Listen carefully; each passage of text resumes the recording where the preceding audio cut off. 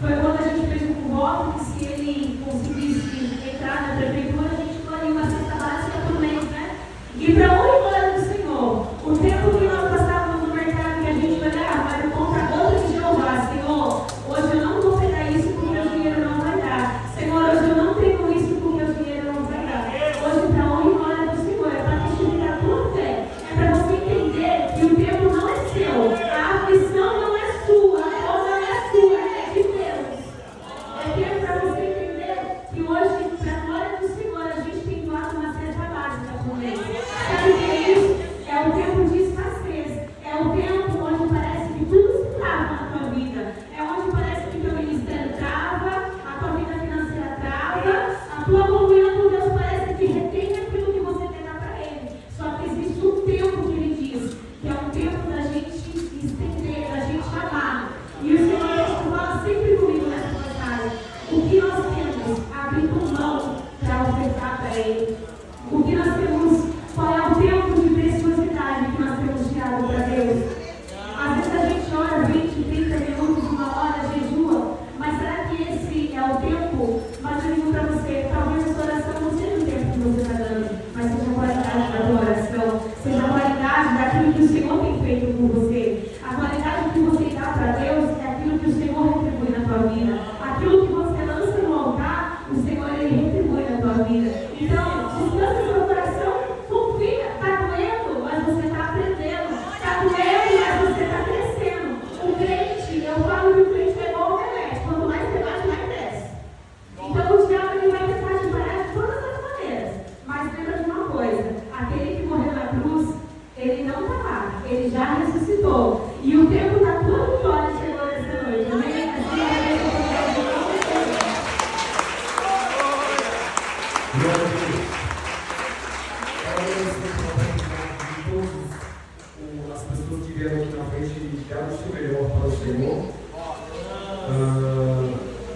Os pedidos de orações pediram para orar pelo nosso irmão Jefferson, Santana Cândido e o Jackson e família. Pode deixar que eu vou agradecido a Deus por essa família. Eu quero agradecer a Deus pela oportunidade de apresentar o segundo hoje. Espero que o Espírito Santo continue fazendo a grande boa obra. Deixou esse fruto chamado Emanuel, no nome de Jesus, amém? E agora eu quero chamar a nossa irmã Patrícia, para o novo ano chegou, para o dízimo e as duas ofertas. Eu quero estar chamando o presbítero Carlos e o pastor Edivaldo para dar para o dízimo e as ofertas em nome de Jesus, amém? Agradeço a Deus pela oportunidade em nome de Jesus. Glória a Deus.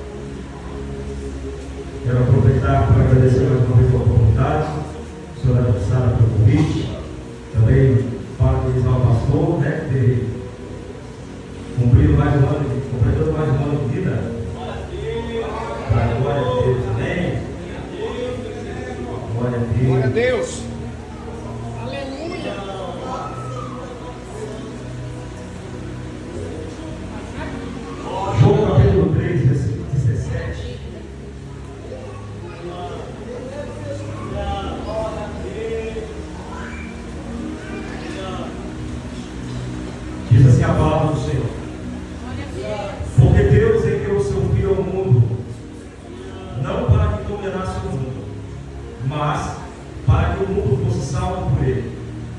quem crê nele não é condenado, mas quem não crê já está condenado, porquanto não crê no nome do unigênito Filho de Deus.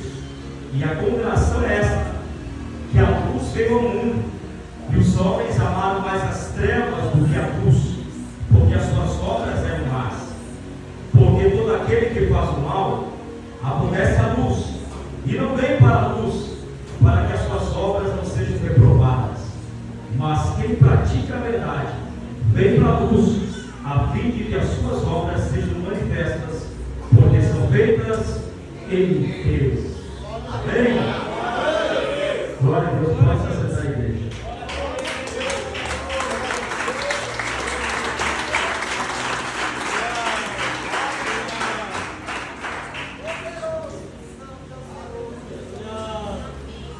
Glória a Deus. Estamos diante de um texto até conhecido, porém talvez pouco pregado. E nós nessa noite estamos no culto de cura e libertação. Se eu pudesse dar um tema para a mensagem dessa noite, eu diria: luz e verdade é uma arma poderosa para vencermos o mal. Você pode repetir comigo e dizer assim: luz e verdade. Luz e verdade. Mais forte, diga: luz e verdade. Luz e verdade. Uma arma poderosa. Para vencer o mal. Glória a Deus. A língua de introdução, irmãos, eu costumo dizer de que não existe uma batalha entre Deus e Satanás, no sentido de força, no sentido de grandeza. Por quê? Porque não tem como o Criador perder para uma criatura. Satanás é criado por Deus. Se Deus é criador, Deus é onipotente, onisciente e onipresente. Ele é detentor de todo o poder. Por isso Satanás, tem gente que acha que Satanás é igual ao Corinthians, só ganha nos 49% do tempo. E não é. Satanás é derrotado. Deus é soberano em poder. Deus não perdeu nada a Satanás. Deus está sentado no trono, e todas as coisas ainda estão debaixo do seu controle. Todavia, diante desse embate entre Deus e Satanás, existe algo que os dois vão guerrear. Por quê? Porque Deus carrega dentro dele a verdade, e Satanás carrega a essência dele, que é a mentira. Entenda de que quando Deus criou o homem e o colocou no Éden, Deus criou o homem e colocou a sua verdade. Qual é a verdade de Deus? Você pode comer de tudo, menos da árvore do conhecimento do bem e do mal. De repente vai se intrometer, se introduzir dentro do jardim a serpente, e a serpente vem com uma mentira. E a mentira da serpente é: não, você pode comer o fruto, porque você não vai morrer. Pelo contrário, você vai ser igual a Deus, conhecedor do bem e do mal. Perceba que dentro do Éden o homem já precisa decidir para quem ele vai beber. Se ele vai decidir ficar com a verdade, ou se ele vai ouvir uma mentira bem contada por Satanás, que tem uma aparente verdade, mas aleluia, diante da mentira de Satanás há uma quebra de princípio de uma ordem de Deus. Você conhece a história, não vou me deter na história, mas você conhece de que Adão e Eva escolheram a mentira do diabo. E por ele ter escolhido a mentira de Satanás, automaticamente o pecado introduzido ao homem, o homem é desconfigurado do seu plano original, e agora o homem precisa carregar dentro dele uma natureza de pecado, a qual Deus havia dito para não comer, mas por o homem ter desobedecido, ele passa agora então a carregar uma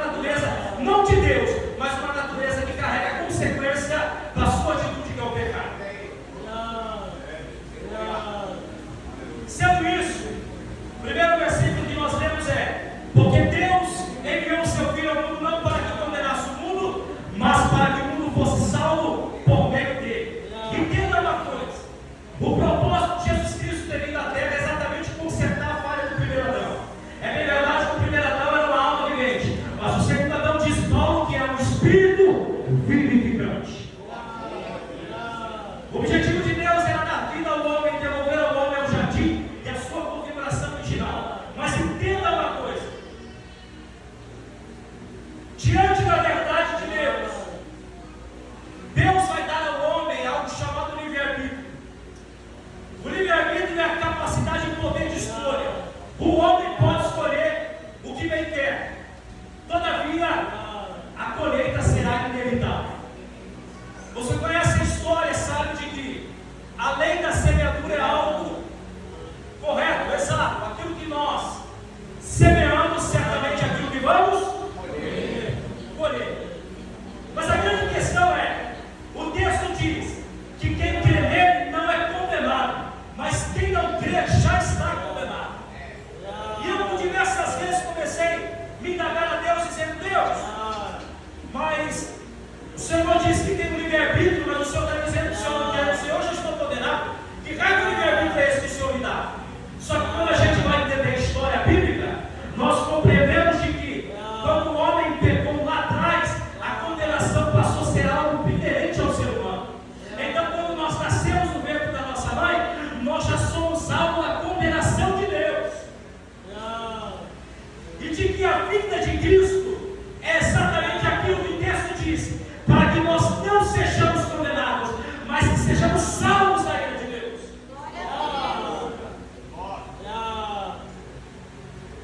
Agora imagine comigo, se o homem optou pela mentira, o homem escolheu desobedecer a Deus, decaiu da graça e o pecado se instalou na natureza humana, Paulo vai dizer em 2 Coríntios 3:8 que porque nada podemos contra a verdade, senão pela verdade. E a grande questão agora é que existem muitas pessoas que carregam pseudo-verdades, verdades que não são tão verdade, porque uma meia-verdade, na verdade, é uma mentira embustida de uma verdade. E a libertação nossa vai começar exatamente na mente. Diga comigo, mente. O primeiro lugar que Deus precisa renovar na nossa vida é a mente. E a mente fala de raciocínio, de pensamento, fala de discernir, de entender, de compreender as coisas. Qual é a forma que Deus se utiliza para nos alcançar? A sua palavra. E a palavra pregada. A ponto que Paulo vai dizer de que Deus não salvou o mundo pela sua sabedoria, porque pela sua sabedoria o homem não o conheceu, mas aprove a Deus salvar os crentes pela loucura da pregação.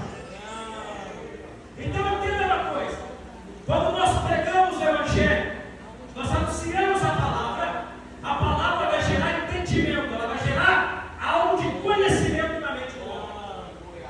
Mas só o conhecimento é suficiente? Não. Por quê? Quer ver uma coisa? Todos nós sabemos que se nós furarmos, por exemplo, um semáforo, sinal vermelho, certamente nós vamos ter consequências, sim ou não? Nós podemos bater o carro e certamente, se tiver radar, você vai ser multado. Vai vir multa para você pagar e vai doer no teu bolso, sim ou não? A pergunta é: o homem tem esse conhecimento? Tem ou não tem? Mas mesmo assim ele não descumpre. Entenda que não vale apenas ter conhecimento, você precisa ter obediência e respeito àquilo que ele diz. O que eu quero dizer é: existem muita gente que conhece que Deus vai voltar, muita gente conhece que existe céu e inferno, mas a grande questão é: por que não se converte? Porque conhece Deus de ouvir falar, mas não está interessado em se comprometer com a sua palavra.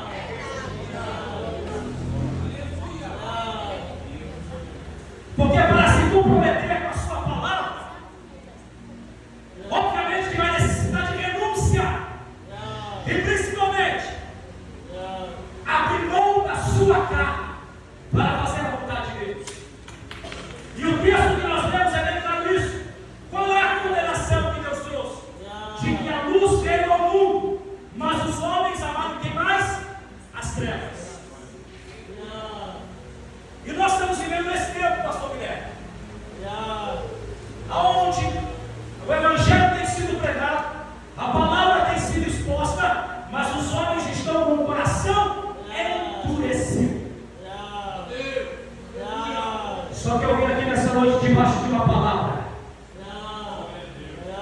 daquilo que Jeremias profetizou no capítulo 23, que a palavra de Deus é como um martelo que esmiuça a pedra.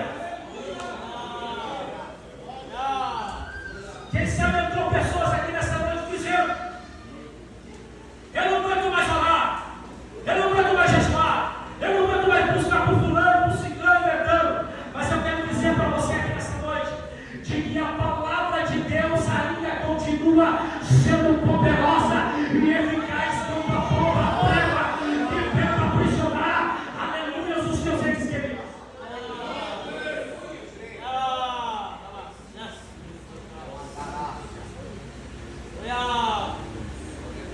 A grande questão é: por que os homens amaram mais as trevas? Porque as suas obras eram, diga más. Aí a pergunta que não quer calar: como que eu vou saber se aquilo que eu faço é mal ou bom? Eu preciso, obviamente, ter um conhecimento daquilo que é bom e daquilo que é ruim, sim ou não? Entenda uma coisa: Deus não tem dificuldade de colocar o povo em Canaã. Deus não tem dificuldade de cumprir a promessa. A dificuldade é do homem do quê? De permanecer fiel na terra da promessa. Por que eu estou dizendo isso? Porque o texto aqui, meu irmão, não é para qualquer um. Quem escreveu foi João. João está alertando a igreja, dizendo: olha, a luz já veio.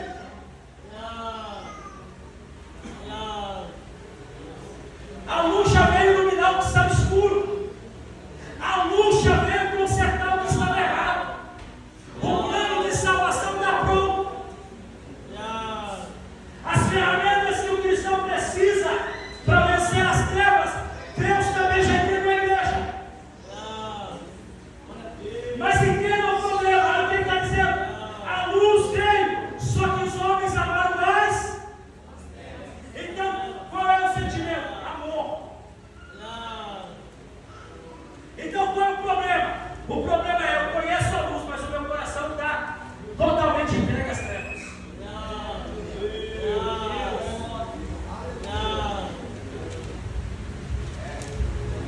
Eu sei o que é bom através do conhecimento da sua palavra. Mas por que eu não consigo abrir mão? Porque eu ainda amo mais as trevas.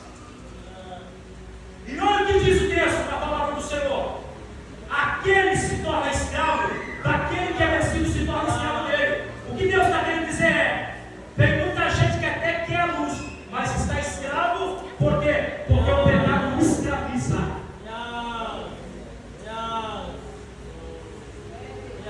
Existem pessoas que clamam por liberdade, mas estão presos porque o pecado é o seu senhor. E a Bíblia diz que todo aquele que peca comete iniquidade. E aquele que comete iniquidade está fazendo a vontade de Deus ou do diabo? Diabo. Aí a pergunta é: se a pessoa está presa, como que ela vai se libertar?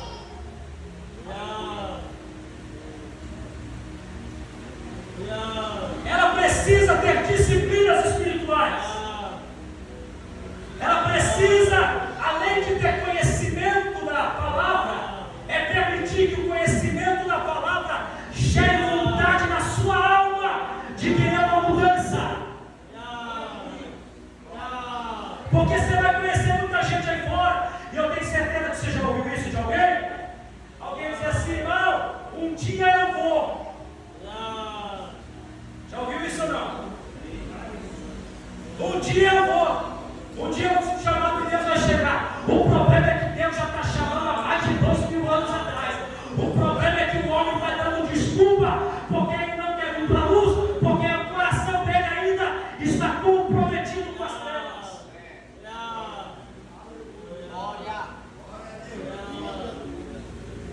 E eu só consigo romper com as trevas se eu anunciar de divórcio ao pecado.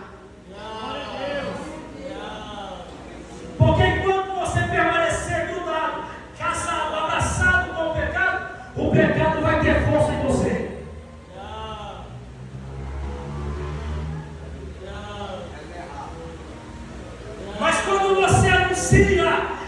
Jesus Cristo é o teu único e suficiente Salvador, você está chamando a luz para entrar naquilo que está escuro na tua alma. E aí a guerra vai ficar boa. Porque o diabo, pastor Guilherme, sabe que é derrotado. Ele foi vencido no Calvário, igreja. A vitória de Cristo vai vir é vencida. Só que o problema é, ele é rebelde e ele ainda acha que ele pode. E por ele ser rebelde, ele não vai entregar a palavra, ele vai querer guerrear.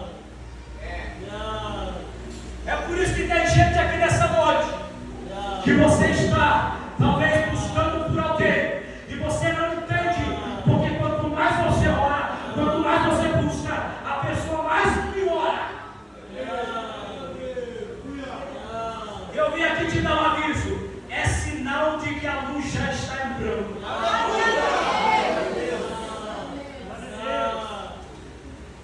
Eu me lembro quando a minha mãe começou a buscar pela conversão do meu irmão, eu já estava na igreja, já tinha aceitado Jesus. Quanto mais nós orávamos, pior é.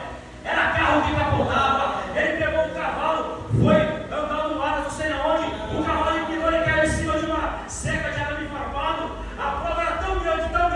Eu olhava para cima, aleluia, do guarda-roupa dele tinha uma imagem da dona Cidinha lá em cima. Eu dizia, essa Cidinha vai sair, pois é. O dia que eu profetizei que a Cidinha ia sair, ele saiu e a Cidinha saiu junto. Ele foi morar dentro de uma cocheira de cavalo. E a pergunta da minha mãe era, o que mais pode acontecer? Parecia que era o fim, só que mal sabia que tudo aquilo que parecia pior era projeto de Deus, era obra de salvação e de milagre dessa alma.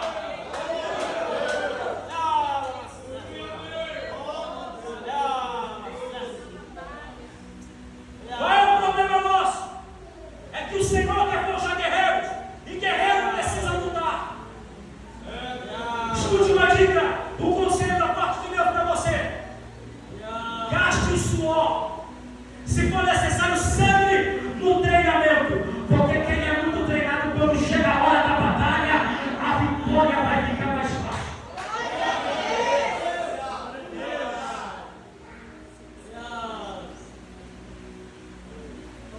Por que Davi se levantou para derrotar Golias? Porque enquanto ninguém via ele no passo, o Senhor estava dando a ele patente espiritual, pastor Guilherme. O que é isso? Vencendo guerra sem ter plateia.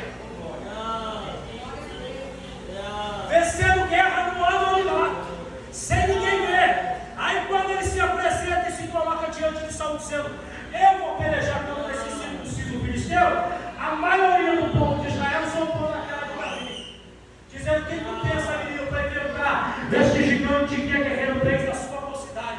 Todo mundo zombava, só que tinha uma coisa, Davi já tinha tido patente e a unção de Deus já estava preparada para capacitar.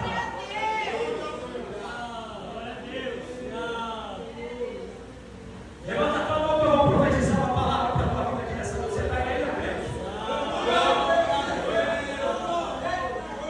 Deus está te dando patente aqui nessa noite. Tu não vai recuar. Tu não vai levantar a bandeira branca porque o adversário. Deus está dizendo, eu estou deixando a tua casca mais grossa. Aleluia, porque agora, enquanto tu está no treinamento, Deus está te dando patente, porque vai chegar a hora que o gigante vai se apresentar diante de ti. E tu não vai recuar. Por quê? Porque Deus está criando algo dentro de você. E o que é pregador?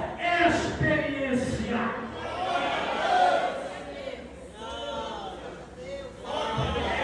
Põe uma coisa na sua cabeça. Quando vem algo maior para você, para você enfrentar, se você não tem um tempo de experiência, você corre na primeira. Só que quando você começa a adquirir patente de experiência, quando vem o levante, sabe o que o Espírito Santo faz comigo com você? Ele vai lá no nosso HD da nossa memória e faz você lembrar que você já passou por coisas piores. E que ele foi contigo e que ele te capacitou para vencer. Aí quando chega o gigante, você não murmura. Você fala, pode ir, porque eu estou preparado para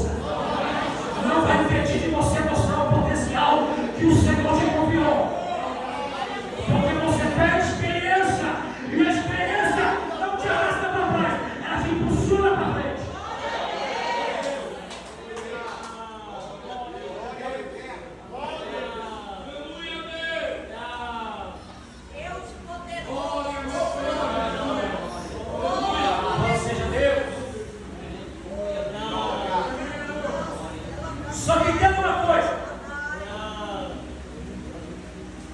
O diabo é resistente. Olha na Bíblia Sagrada. Todas as pessoas que estavam enfermas, quanto tempo estavam? Mulher do fluxo do sangue, 12 anos sangrando. O paralítico do tanque de Betesda, 30 lava pedrada, 38 anos. O paralítico da porta formosa de Atos 3, mais de 38 anos. Aquela mulher encurvada de Lucas, mais de 13 anos, se eu não me engano, vivia encurvada. 18 anos, se eu não me engano. 18 anos encurvada. Perceba que espíritos de enfermidade são resistentes. Deus está dizendo aqui, existem coisas que é para médico, mas quando o médico não acha, tenha certeza que uma coisa é espiritual.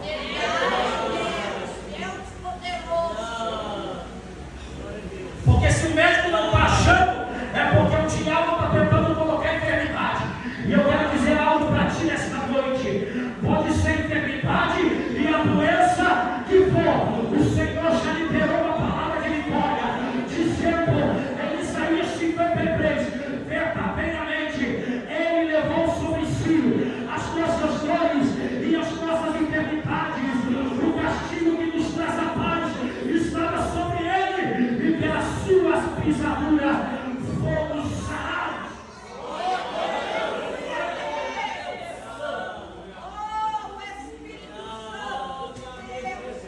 Você precisa carregar a espada. Vira para esse irmão aí, ajuda a pregar.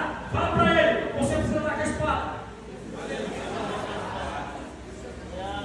Fala para ele, para de orar o novo, irmão, vigia. Sai do TikTok, irmão.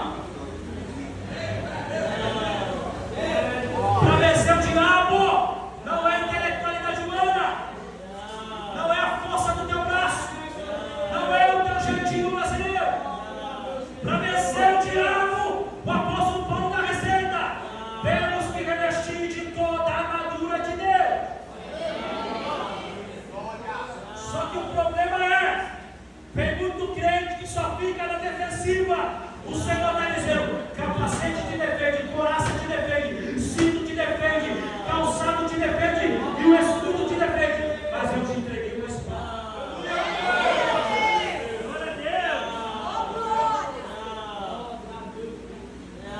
E o texto de Efésios diz que a espada do Espírito é a palavra.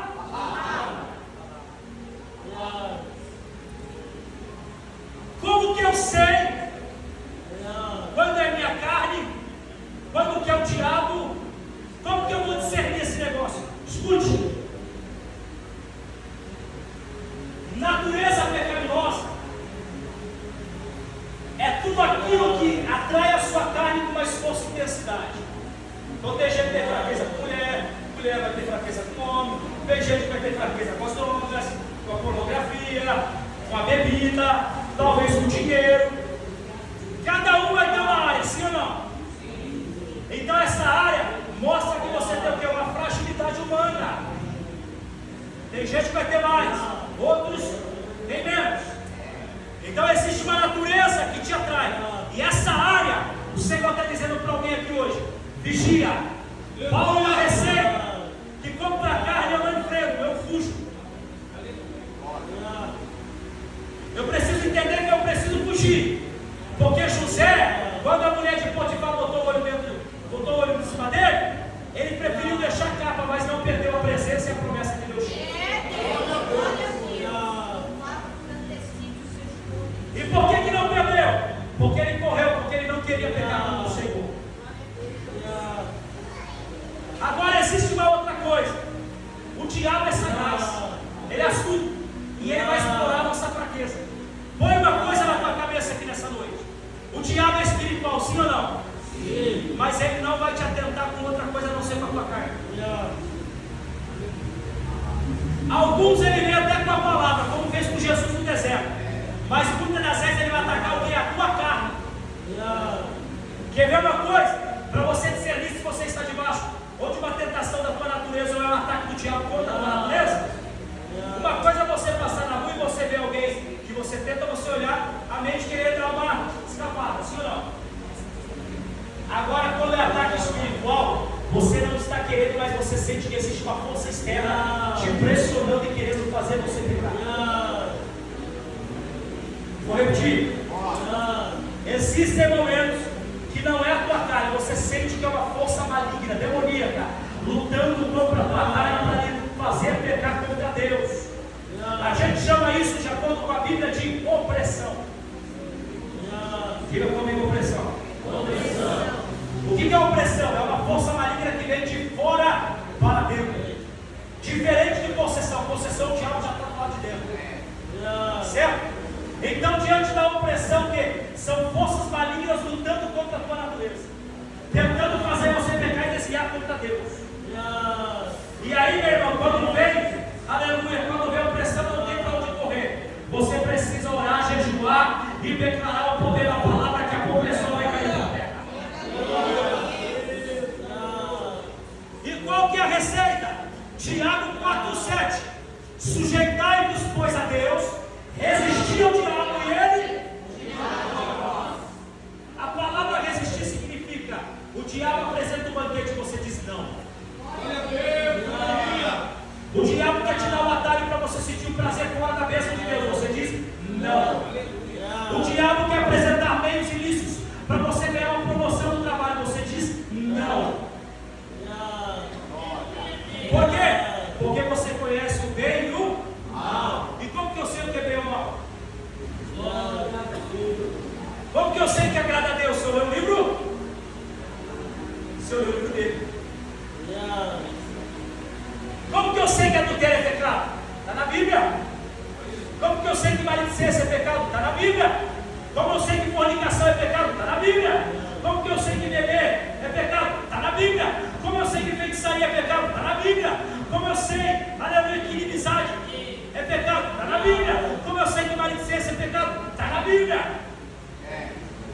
Como que eu sei que homicídio é pecado? Está na Bíblia. Como eu sei que roubar e furtar é pecado? Está na Bíblia. É por isso que Pedro vai dizer: crescei na graça e no conhecimento de nosso Senhor e Salvador Jesus Cristo. E tem uma coisa: com o conhecimento eu conheço o mundo de Deus, mas com a graça eu experimento o mundo de Deus.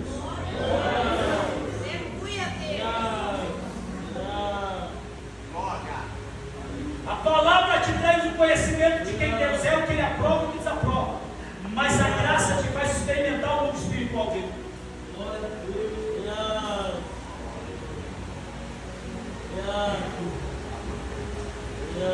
E como que eu vou vencer a minha natureza? Se eu jejuar, se eu orar, se eu meditar a palavra, não tem para onde correr. Eu já disse isso em outras mensagens aqui, mas vou dizer aqui. Você já reparou quando você está muito no espírito? Tentações que outrora te derrubavam, não te derruba mais. Tentações que balançavam com a tua carne já não balança mais, sabe por quê? É Deus dizendo: continua se santificando, porque quanto mais você se santifica, eu vou te fortalecer. Se o diabo é resistente e rebelde, te prepara, eu estou lhe fazendo resistente. Para quê? Para resistir aos intentos do diabo. Ele vai bater, vai bater, vai bater, não vai encontrar nada, porque a porta está fechada e selada com o sangue do cordeiro. O diabo não vai ter outra coisa a não ser: aqui não dá para tocar, eu preciso fugir.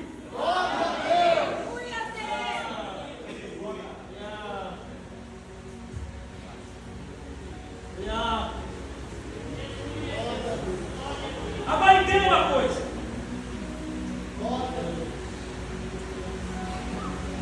o diabo é que nem barato. Alguém já acendeu uma luz no escuro e um ambiente bem barato? Quem já viu? Qual que é a reação da barata quando você acende o interruptor? Corre, não corre? Corre, não corre? O texto que nós lemos de João está dizendo: os homens amaram mais as trevas, por isso que não querem vir para a luz, para que as suas obras não sejam reprovadas. Então entenda uma coisa: o texto está afirmando de que as pessoas sabem que aquilo que estão praticando é reprovado diante de Deus, sim ou não? Sim. E por que o diabo também gosta de trabalhar nas trevas?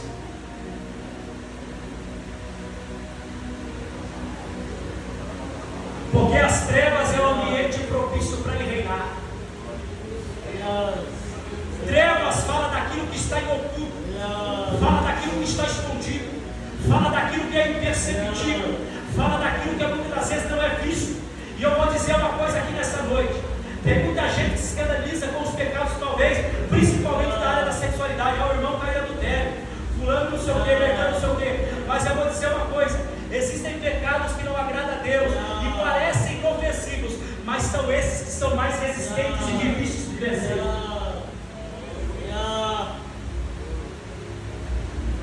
Como que você identifica a inveja na vida de alguém? Você consegue ver inveja de alguém? Havia escrito na testa da camarada: sou invejoso.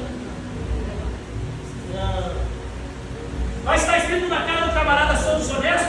Principalmente quando tem aquele pessoal que sabe vir com palavra, com samara de homem, precisando tomar cuidado, você cai no meu patinho. Então perceba que esses estão imperceptíveis aos olhos humanos, mas diante de Deus a Bíblia diz que a luz tudo vê.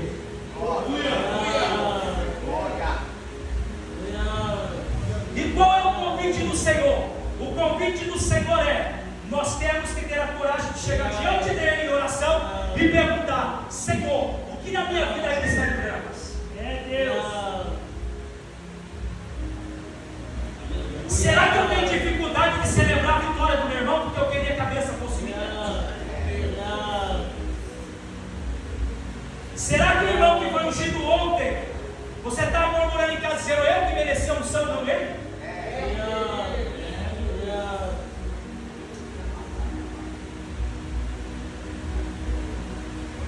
Quando Paulo fala das obras da carne em Gálatas, eu estava estudando.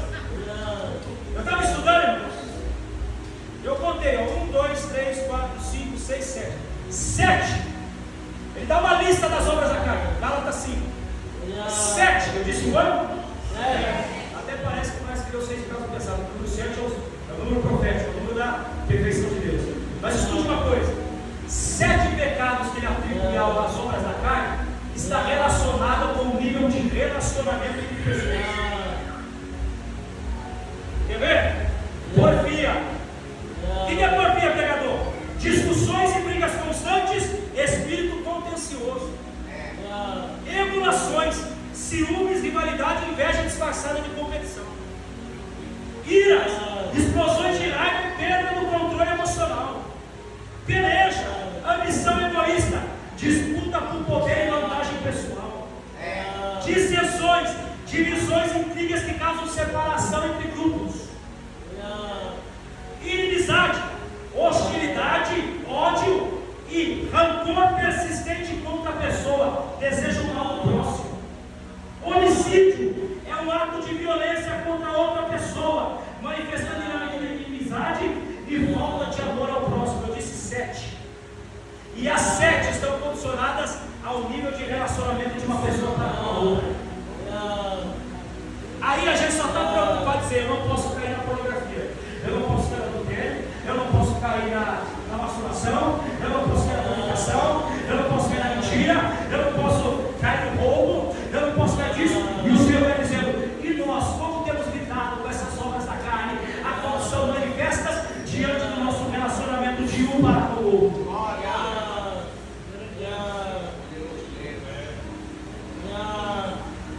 O texto diz, Paulo em Gálatas está dizendo que é obra da carne. E a Bíblia diz que aquele que está na carne não pode agradar a Deus. Aí a pergunta é: eu conheço as obras da carne, mas por que eu pratico? Escute isso. Eu não estou dizendo que aqui ninguém tem que ser super-homem e mulher maravilha, não, meu irmão. Certamente um dia, se eu ver eu estiver mais na carne, alguém chegar e dar uma espizinhada em mim, talvez na mesma hora que vem, volta. Sim ou não? Porque tem dia que você está um pouco mais na carne do que no espírito. Só que o problema não é esse. O problema é quando a gente tem um problema e não reconhece. É quando a gente tem um problema e a gente não leva em oração a Deus.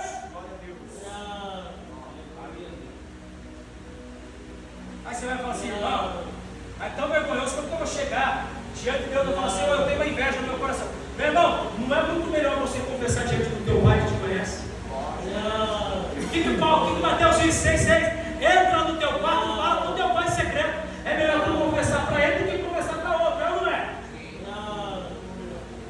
como que eu recebo? É quando eu decido buscar até que Ele venha fazer isso em mim. Qual é o problema da igreja? A gente até conhece muitos versículos, a gente está decorado, de cor e salteado. Só que qual é o problema? Só está na mente. A palavra só está na mente. Não entrou no coração. Porque quando entra no coração, você vai ter vontade de mudar.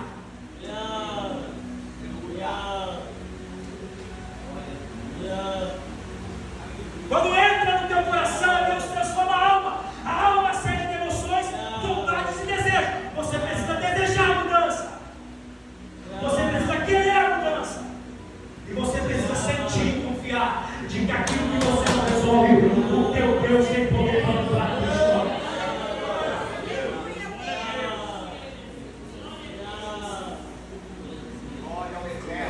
Mas a gente está se brigando. Porque a gente até reconhece, mas a gente não quer gastar tempo com isso em oração. E oração demanda esforço, demanda tempo. Oração demanda, muitas das vezes, um tempo maior do que você imagina. Demanda esforço, que é uma capacidade além da tua força. Quanto tempo Ana demorou para receber Samuel? 25 anos, não foi? Aleluia! Tem gente que faz um mês já está dizendo: Deus não vai mais. Sabe por quê? Porque a gente não criou musculatura espiritual. E o que é musculatura espiritual? É a capacidade de eu ser persistente até que o céu responda aquilo que eu quero. É quando a gente entrega para o céu e o céu se responsabiliza de fazer aquilo que eu e você não pode. Eu quero liberar uma palavra de Deus sobre a vida de alguém aqui nessa noite. Você precisa nessa noite ter a coragem de dizer para Deus o teu Jacó. Dizer: Deus, aqui está o meu Jacó, eu preciso ser Israel nessa área. Eu preciso ser Israel nessa área. Porque eu quero buscar, eu quero ser a tua imagem, eu quero ter a sua semelhança, eu quero carregar diante das pessoas. Eu não vou precisar pregar com a minha boca, a minha vida falará quem eu sou.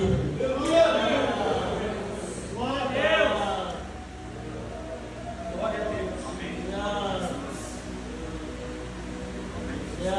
Louvado seja o nome do Senhor. E sabe por que o diabo luta para que as pessoas não venham à luz?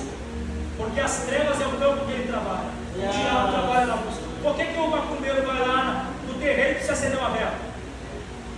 Porque o diabo não tem luz. Ele está em dessas trevas. Então ele não tem, então ele precisa de ajuda. Ele precisa que alguém lhe ofereça a luz. Mas o nosso Deus, Jesus Cristo, ele habita numa luz inacessível ao homem. A glória de Deus é tão forte, irmão, tão forte, que quando Moisés ficou 40 dias, 40 noites no deserto não, no monte, quando ele desceu, pegaram uma toalha e colocaram na face dele, porque ele não conseguia olhar diante dele. Tamanho era a glória e a luz que resplandecia sobre o seu rosto. Aí o texto vai dizer lá de Paulo escrevendo, dizendo assim: se o ministério da condenação foi glorioso, imagine o ministério do Espírito. Paulo faz esse paralelo, essa comparação, dizendo: se o ministério da condenação, porque a lei não salvava, a lei apenas mostrava o pecado, a função da lei não era santificar, aleluia, a função da lei era demonstrar o quanto somos pecadores, mas na graça e no Espírito era Deus dizendo: a minha glória será maior, porque a minha glória, quando eu entro na vida de alguém, faz que alguém que era desonesto se torne honesto, faz alguém que era mentiroso anda na verdade, alguém que andava no adultério já não adultera mais, ele tem fidelidade.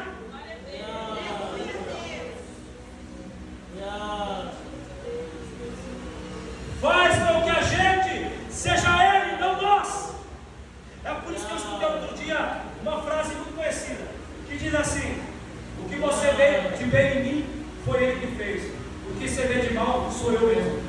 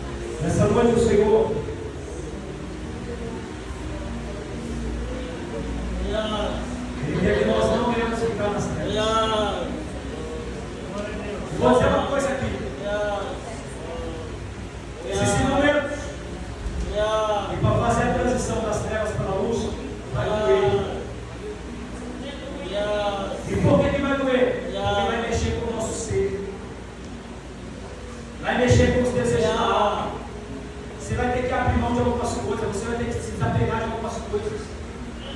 Você não entendeu porque depois que você converteu, muita gente está do outro lado foi embora.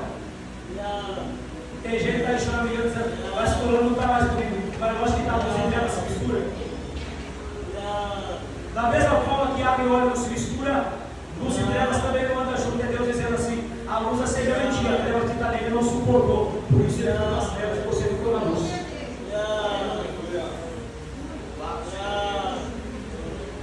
Porventura aqui nessa noite, existe alguém aqui que ouviu essa palavra. Você disse, eu estou vivendo um momento de trevas na minha vida, mas eu quero sair das trevas. Eu quero vir para a maravilhosa luz de Cristo.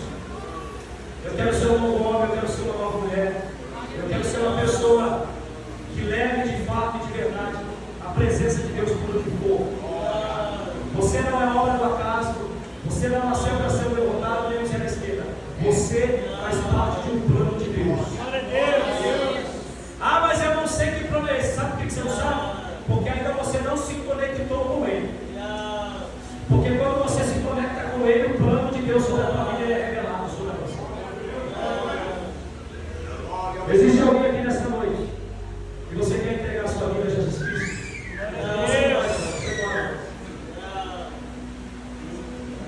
Existe alguém que quer entregar a sua vida a Jesus?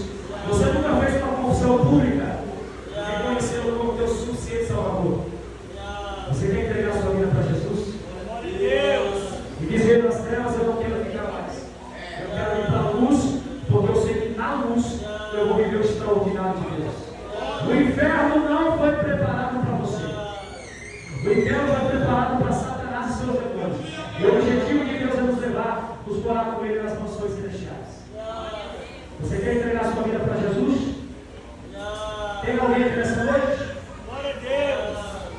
Não fique com vergonha, não se acanhe. Dê um passo de fé e deixe que o resto do Senhor falar por ti. Alguém quer entregar a sua vida para Jesus? Amém. O Senhor me concedeu uma nova oportunidade. Amém? Lembrando que o amanhã não te pertence, viu? Nunca deixe para amanhã o que você pode fazer hoje. Talvez hoje pode ser o último dia da tua vida. Que você saia daqui com a sua salvação garantida. Amém? Eu quero agradecer a oportunidade e as palmas para você. Amém?